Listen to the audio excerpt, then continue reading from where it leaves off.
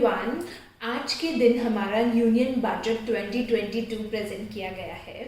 तो as a common person हम सबको एक क्यूरोसिटी रहती है, एक उत्सुकता रहती है कि क्या क्या चेंजेस गवर्नमेंट लेके आई है, हमारे लिए क्या क्या चेंजेस आए हैं।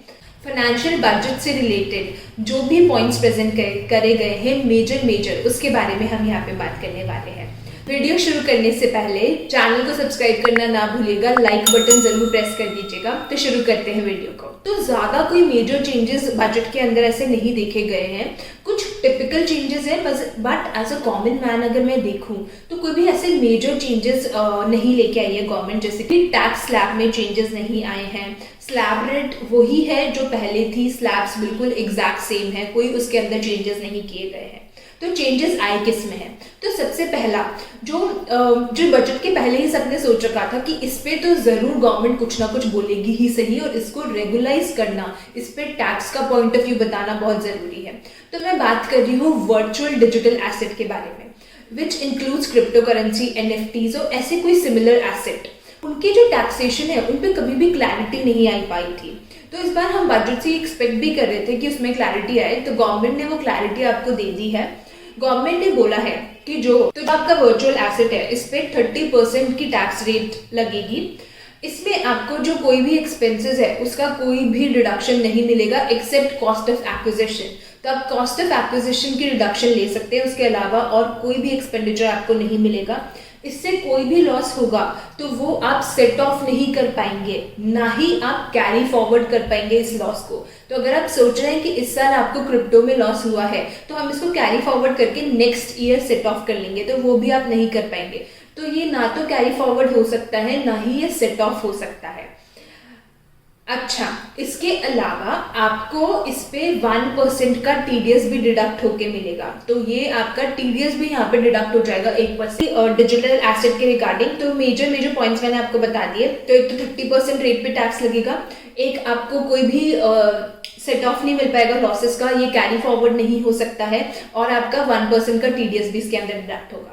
सेकेंड जो बात है वो काफ़ी अच्छी बात है। कभी कभी क्या होता है, जब भी हम रिटर्न फाइल करते हैं तो कुछ ऐसी इनकम होती है जो हम भूल जाते हैं दिखाना। या तो हम भूल गए हैं या हमें बाद में पता चला रिटर्न के बाद, और उसका टाइम पीरियड निकल जाता है। तो अब एक अपडेटेड रिटर्न का नया सेक्शन इन्होंने इंट्रोड्यूस कराया है। उसके अंदर आप लास्ट 2 ईयर्स के रिटर्न फाइल कर सकते हैं। अगर आपको लगता है कि आपकी कोई मिस्टेक रह गई है, आपको खुद को ही पता चल गया, इससे पहले कि डिपार्टमेंट को पता लगे, आपको खुद को ही पता चल गया कि मैंने इस रिटर्न में मिस्टेक की है, तो आप उसको अपडेट कर सकते हैं। तो ये सिर्फ लास्ट 2 ईयर्स के लिए है। अगर आप अगर आप अपना रिटर्न अपडेट करते हैं तो आपको एडिशनल टैक्स देना पड़ेगा। तो अगर आप विद इन 12 मंथ्स ये बता देते हैं तो आपको 25% की रेट से एडिशनल टैक्स लगेगा। और अगर आप 24 मंथ्स के अंदर आप बताते हैं तो आपको 50% का टैक्स रेट लगेगा। तो ये इसके साथ साथ आपको इंटरेस्ट भी लगेगा।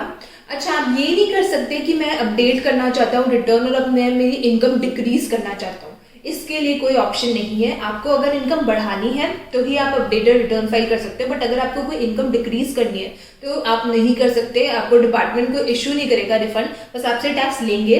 तो वो आप उसके लिए, अगर आपको खुद को टैक्स भरना है और आप बताना चाहते हैं कि ये जो इनकम है ये मेरी छूट चुकी थी, तो वो आप जरूर फाइल कर सकते हैं bye filing your updated return.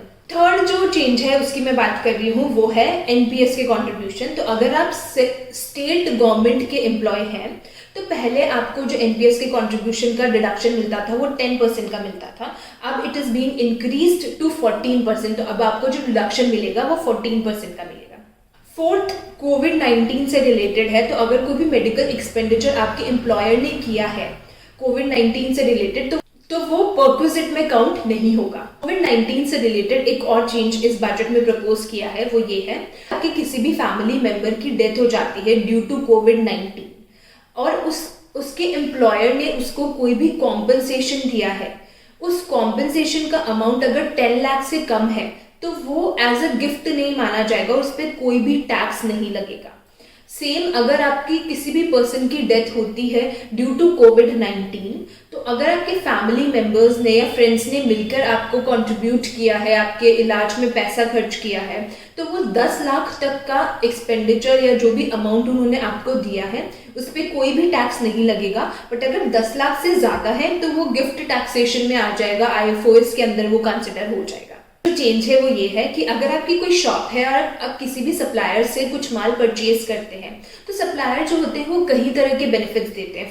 For example कोई फॉरेन टूर दे देता है, या फिर कोई कार गिफ्ट कर देता है, या किसी भी तरीके का बेनिफिट जो सप्लायर आपको ट्रांसफर कर रहा है, अब उसको उस पर TDS डिडक्ट करना पड़ेगा अगर उसका अमाउंट 20,000 से ज़्यादा है। तो पहले क्या होता था, ये जो बेनिफिट्स होते थे इस पे हम कोई भी टैक्स नहीं देते थे क्योंकि वो पता ही नहीं चलता था। बट अब अगर आपको कोई भी बेनिफिट मिला है तो सप्लायर को तभी डिडक्शन मिलेगा जब वो TDS डिडक्ट करेगा।